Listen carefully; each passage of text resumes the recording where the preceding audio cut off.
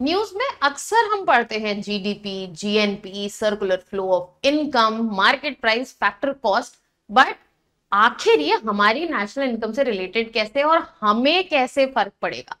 आज ये सब समझने के लिए हम लाए हैं basics of national income accounting. In today's part of basics of national income accounting हम समझने वाले हैं circular flow of income.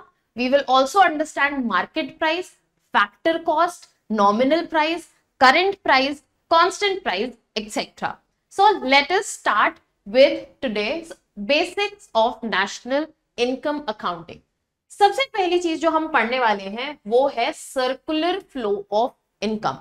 Circular flow of income एक ऐसा मॉडल है जो कि कहता है कि जो इनकम है वो वेरियस फॉर्म्स में रोटेट होती है। अगर सिंपल भाषा में समझे तो हम बोलते हैं कि जो मूवमेंट है इनकम का और एक्सपेंडिचर का वो सर्कुलर है और वो गोल गोल घूमती रहती है। कहते हैं मैम ये कैसी गोल गोल बातें कर रहे हो आप? ये ऐसी गोल गोल बातें हैं कि जो तीन मेजर एक्टिविटीज हैं, प्रोडक्शन की, कंजम्पशन की और एक इन्वेस्टमेंट की, जो कि तीन मेजर इकोनॉमिक एक्टिविटीज हैं, इनमें जो भी ट्रांजैक्शंस इन्वॉल्व होते हैं जिसकी वजह से इनकम और एक्सपेंडिचर का मूवमेंट होता है वो सर्कुलर होता है।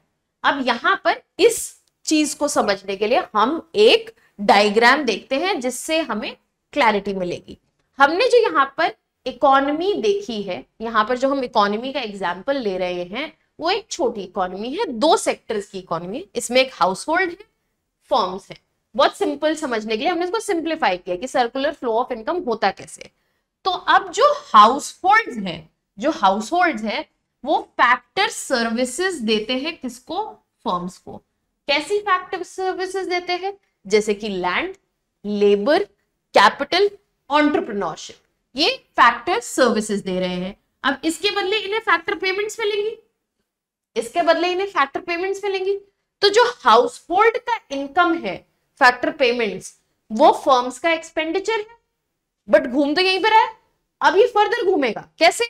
हाउस होल्ड जो है उसको जो सामान खरीदना है वो तो फर्म से ही खरीदेगा, तो हाउस होल्ड जो एक्सपेंडिचर करेगा गुड्स और सर्विसेज पे वो फर्म का इनकम बन जाएगा। वो क्या बन जाएगा? फर्म का इनकम बन जाएगा। सिमिलरली जो गुड्स एंड सर्विसेज से रेंट, वेजेस, इंटरेस्ट और प्रॉफिट जो मिलता है वो house hold. So this is how income and expenditure various economic activities के थ्रू, जैसे कि प्रोडक्शन, कंजम्पशन और इन्वेस्टमेंट के थ्रू सर्कुलर वे में मूव करती हैं, और इसको हम कहते हैं circular flow of income.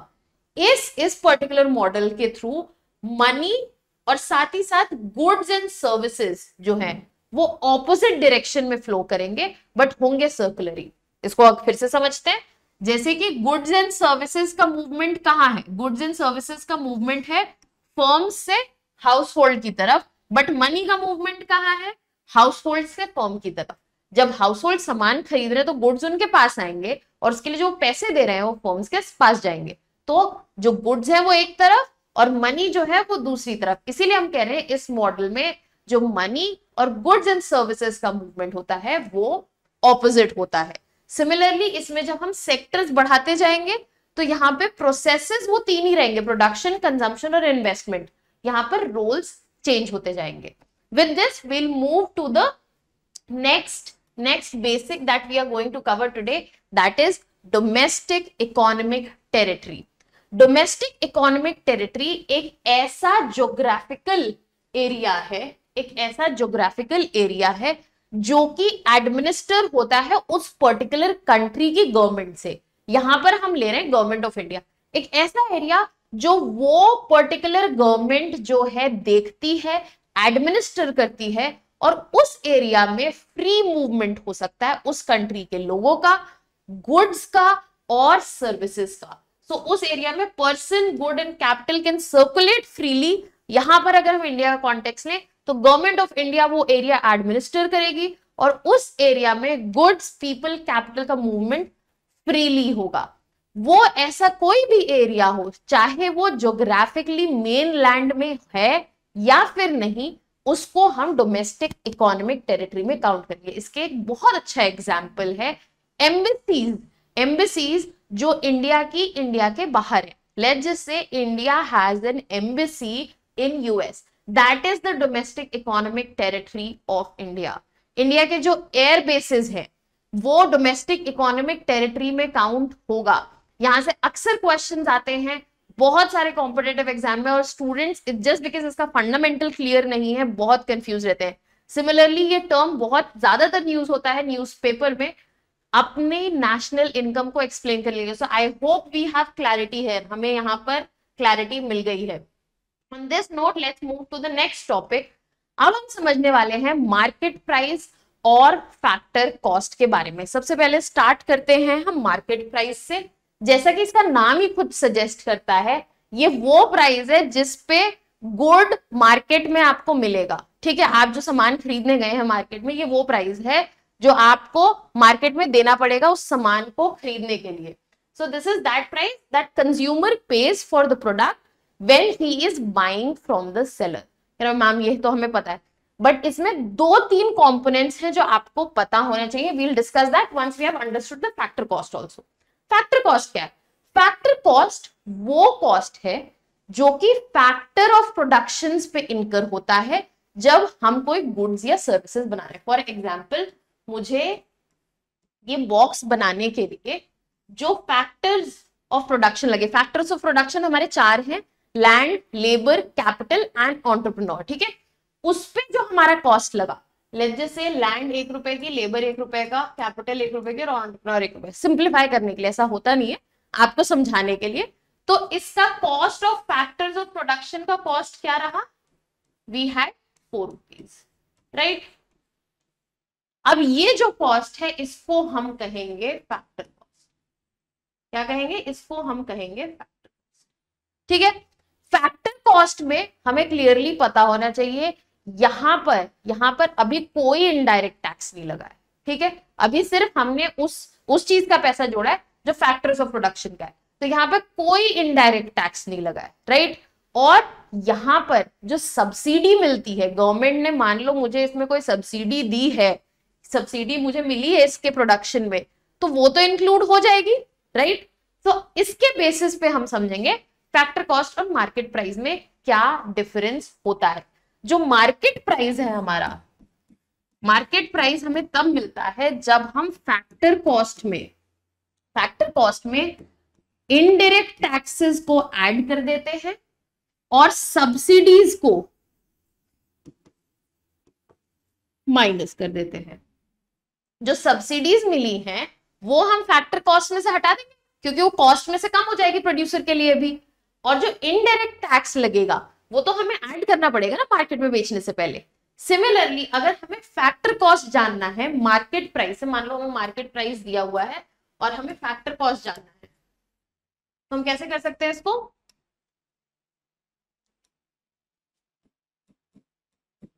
Factor cost जो है मार्केट प्राइस में से जब आप इनडायरेक्ट टैक्सेस हटा देंगे और सब्सिडीज को ऐड कर देंगे तो आपको फैक्टर कॉस्ट मिल जाएगा।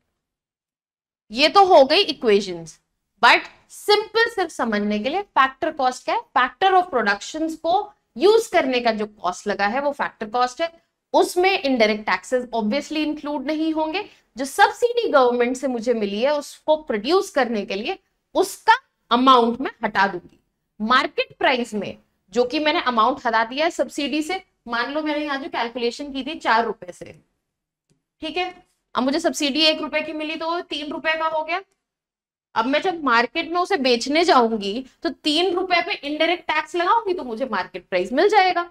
So this is the difference between factor cost and market price. Now let's move to the next topic that we are doing today is nominal price. Nominal price को हम current price के नाम से भी जानते हैं। जब भी मार्केट प्राइस हम देख रहे हैं किसी भी गुड या सर्विसेज का, उस पर्टिकुलर ईयर उस पर्टिकुलर टाइम में उसको हम कहेंगे नॉमिनल प्राइस या फिर करंट प्राइस, राइट। ये डिफरेंशिएशन क्यों है, क्या हम अलग से क्यों बात करें कि नॉमिनल प्राइस उसी साल का वही प्राइस, क्योंकि उसी साल के प्राइस में उस प्राइस पर जो इन्फ्लेशन, उस गुड पर जो इन्फ्लेशन हुआ है वो इंक्लूड होता है, वो इंक्लूड होता है, वो नॉमिनल प्राइस में रिफ्लेक्ट करता है। नॉमिनल प्राइस या फिर जो करंट प्राइस है वो दिखाते हैं कि करंट लेवल में क्या इन्फ्लेशन के चेंजेस आए हैं, क्या इन्फ्लेशन से चेंजेस आए हैं। फॉर एग्जांपल, बहुत सिंपल सा एग्जांपल लेते हैं, किसी कमोडिटी का प्राइस 2020 में 10 रुपए था एंड 2024 में वो 12 का हो गया है। तो यहां पर इन्फ्लेशन की वजह से क्या चेंज हुआ, we have change of 2 rupees इसके नॉमिनल प्राइस में। उस वक्त 2020 में नॉमिनल प्राइस ये था और 2024 में ये है। अब यहां पर प्रॉब्लम क्या आती है, कैलकुलेशन में प्रॉब्लम आएगी, क्योंकि इन्फ्लेशन की वजह से जो प्राइसेस बढ़ेंगे उससे हम इकोनॉमिक ग्रोथ असेस नहीं कर पाएंगे। कैसे असेस नहीं कर पाएंगे, लेट्स जस्ट से अगेन 2020 में हम 10 गुड्स बना रहे थे 10 रुपीज के, हमारा टोटल आउटपुट था 100 का। 2024 में भी 10 गुड्स बना रहे हैं, हमें लग रहा है कि हमें ग्रोथ मिली है, हमें यहाँ पे प्रॉफिट हो रहा है, हम बढ़ गए आगे। बट नहीं, this is not possible, this is just because of inflation. Goods के प्राइस राइज का चेंज है, यहाँ पर क्वांटिटी जो गुड्स की है वो नहीं बढ़ी है, वैल्यू एडिशन जो है नहीं बढ़ा है। तो ये हम कैसे जज कर सकते हैं, उसके लिए we use another metric that is base price. जब भी नेशनल इनकम्स या इकोनॉमिक ग्रोथ को वेरियस ईयर्स में कंपेयर करना है, हमें कंसोलिडेट करना है, अंडरस्टैंड करना है, तो हम एक पर्टिकुलर ईयर का रेफरेंस लेते हैं। हम एक पर्टिकुलर ईयर का रेफरेंस लेते हैं, उसको हम रेफरेंस ईयर या फिर बेस ईयर भी कहते हैं। ओके और उस साल का जिस साल को हमने बेस ईयर माना है, जिस रेफरेंस ईयर को हमने बेस ईयर माना है, उस साल के जो कांस्टेंट प्राइस है, उस साल का जो प्राइस है उसको हम बेस प्राइस या फिर कांस्टेंट प्राइस भी कहते हैं, उसको बेस प्राइस या कांस्टेंट प्राइस भी कहते हैं। That's all for today's class. We have understood छोटे छोटे टर्म्स जो कि नेशनल इनकम अकाउंटिंग में काम आते हैं। इनके फर्दर पार्ट्स में जो हम basics of national income accounting कर रहे हैं, हम और ऐसे और टर्म्स जानेंगे जिससे हम नेशनल इनकम इजीली समझ सकते हैं, चाहे वो न्यूज के लिए हो, चाहे हमारे कॉम्पिटिटिव एग्जाम्स के लिए हो, so that we have a clear understanding what is national income and how it is accounted. Thank you so much.